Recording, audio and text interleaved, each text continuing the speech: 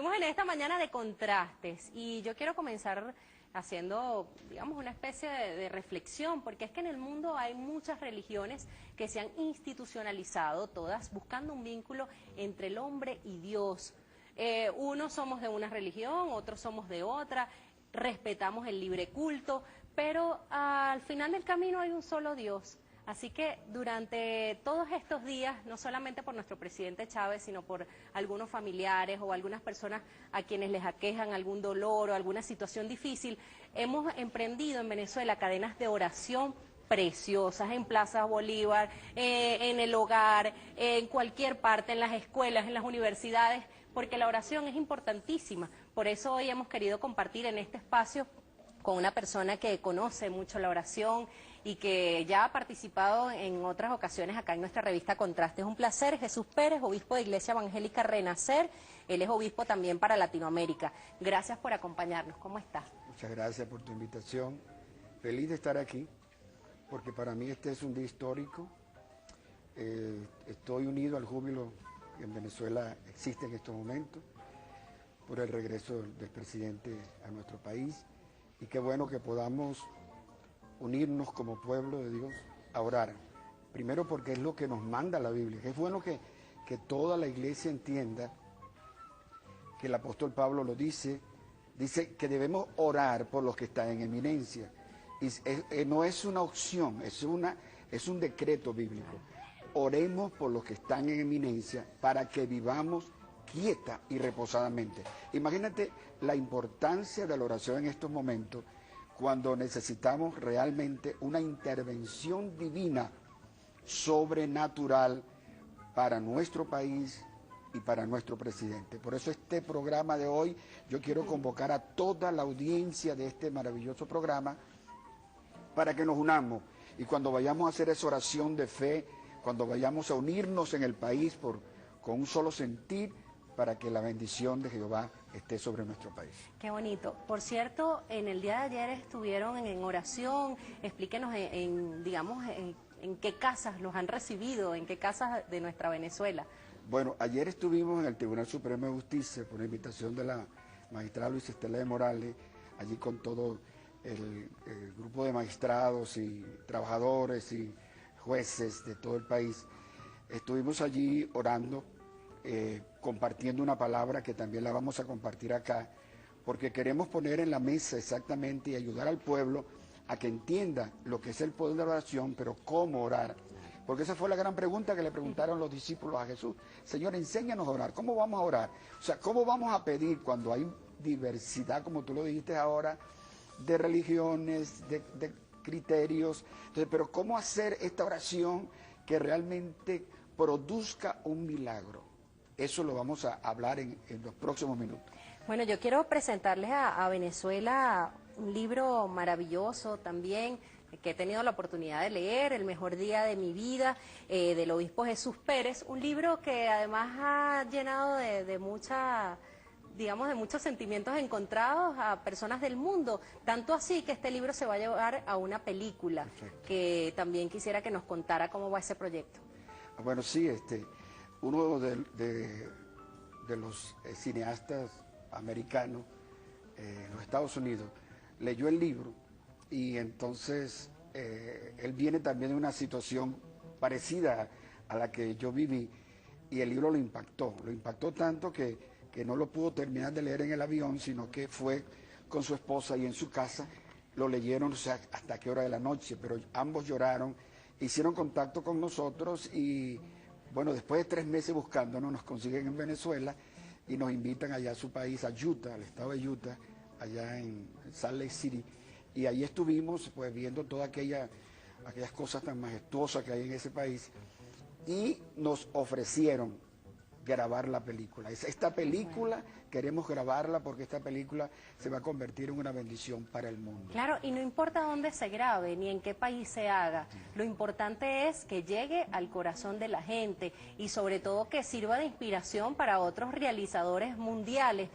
Siempre se ha visto el cine como una oportunidad de comercio, de llenar salas, pero el cine, la televisión, los medios como tal son un gran poder que permiten llevar mensajes puntuales a través de la literatura, de las artes, y eso es importantísimo que nosotros lo vivamos. ¿Qué tal, obispo, si nosotros vemos la promoción que ya está rodando por allí Sí. de esta maravillosa Y película? quiero decirte algo, la película se va a grabar en Venezuela. Ah, ¿qué? O sea, cuando te digo que fuimos allá, fuimos a conocer para contemplar realmente qué es lo que nos están ofreciendo y nos quedamos contentos, pero ellos se vienen a Venezuela a grabar la película porque la mayoría del elenco que va a participar son venezolanos. Qué bueno, vamos a ver entonces la promoción del mejor día de mi vida.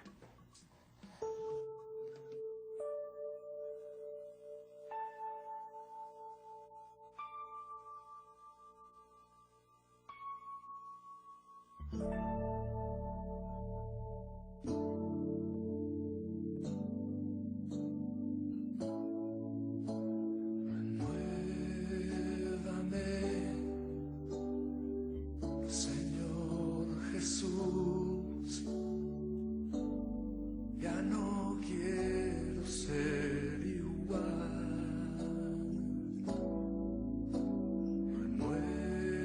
Renuévame, Señor Jesús,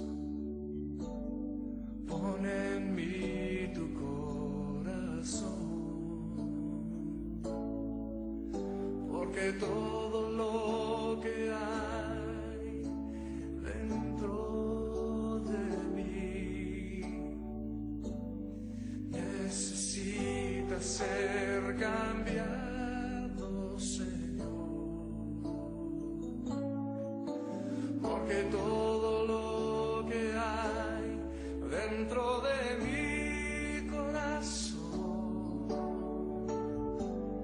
necesita más de ti,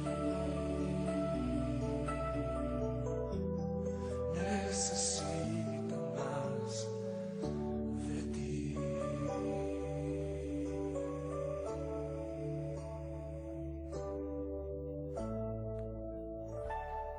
Hermoso, siempre nos preguntamos cuál es el mejor día de nuestras vidas, o también siempre afirmamos, obispo, hoy ha sido un día maravilloso en mi vida. Ayer Venezuela lo decía, hoy es un día maravilloso, desperté feliz porque tenemos de vuelta a nuestro presidente, pero todos los días nos decimos cuál es el mejor de esos días, y se lo pregunto a usted, ¿cuál ha sido el mejor día de su vida?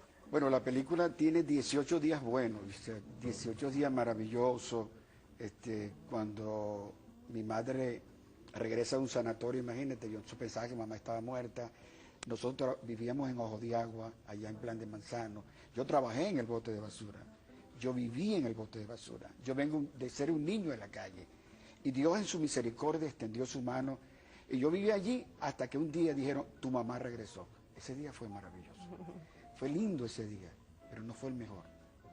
El día que me casé con la mujer de mi vida, tengo 40 años de casado con la misma mujer, la que me dio 5 hijos, y fue maravilloso, pero tampoco fue el mejor día.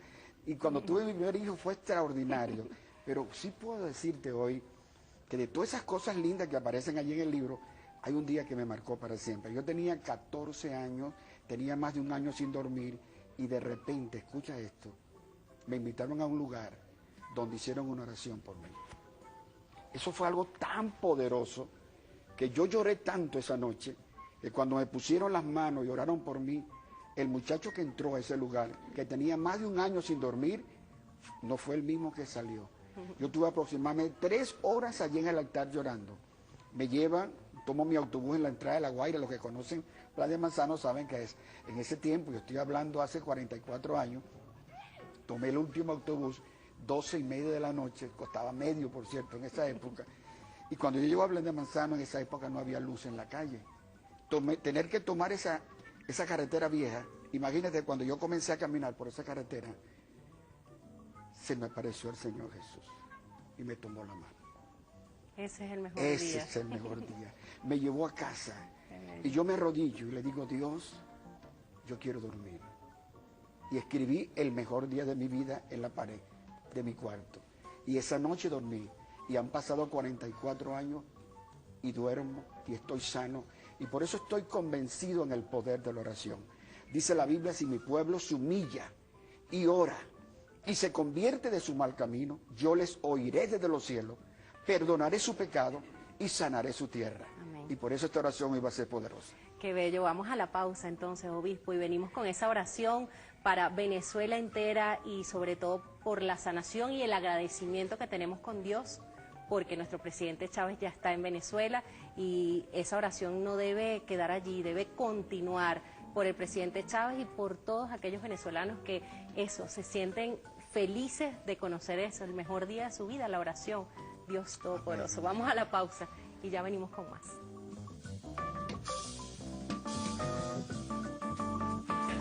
De un militante del amor, vamos a ser todos militantes del amor real, del amor verdadero. Yo de verdad complacida de que esté llovinando cantos en nuestro programa, compartiendo con nosotros, llenando de música este espacio de las mañanas de Venezolana de Televisión y también compartiendo con el obispo de la Iglesia Evangélica Renacer, Jesús Pérez, además una iglesia que ha trabajado mucho con la juventud, ¿verdad? Con la juventud, esa juventud necesitada, ávida de amor, de cariño. ¿Cómo ha sido el trabajo también juvenil dentro de esta iglesia evangélica y de todo el movimiento que se ha sembrado en Venezuela y Latinoamérica? Sí, producto de lo que el libro dice con relación, mi padre, por ejemplo, fue alcohólico, murió alcohólico, yo vi a mi padre una sola vez en la vida y esto fue lo que me dejó una cicatriz. Me sacó de la cuna cuando yo tenía 10 meses, se fue a un bar, en esa época pues, permitían que... Y a las 2 de la mañana, 2 o 3 de la mañana lo estaban sacando del bar y cuando tiraron la puerta me metió a mí para que no cerraran el bar. Me la pegó en la cara. Vi a mi padre una sola vez en la vida y como te dije, murió alcohólico. Cuando el Señor me salva, yo dije, yo tengo que ayudar a aquellas personas que como mi padre cayeron en el alcoholismo, en la droga. Y fue cuando el 29 de septiembre de 1980 abrimos lo que es la Fundación Renacer, una institución filantrópica sin fines de lucro dedicado a la rehabilitación de jóvenes, pero también atención de niños, niñas y adolescentes en situación de riesgo. Obispo, yo le quería preguntar, además un poco osado lo que voy a preguntar, pero me parece muy interesante porque nosotros vemos nos tropezamos todos los días con hombres y mujeres muy valiosos y a veces decimos, hay hombres extraordinarios, o sea, que van más allá de lo común o de la forma o la actuación que uno pueda tener en la vida. ¿Cómo califica usted al presidente Chávez? Además, un hombre que es llamado militante del amor, un hombre que ha hablado del poder popular, un hombre que ha respetado la libertad de culto, que ha hecho leyes para el pueblo.